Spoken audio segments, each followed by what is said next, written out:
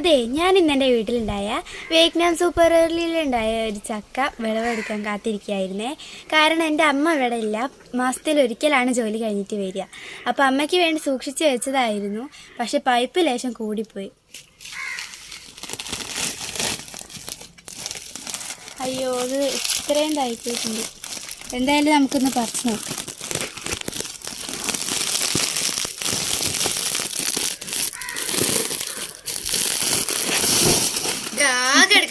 ഞാൻ തൊടാൻ കാത്തിരിക്കായിരുന്നു കേട്ടോ വീരെ.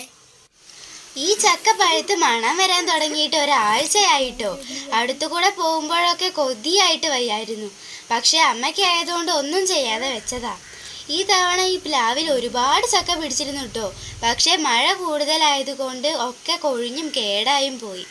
ചക്കയ്ക്കുള്ളിലെ വെള്ളമാണ് കേട്ടോ അവ ഈ വീഴുന്നത്.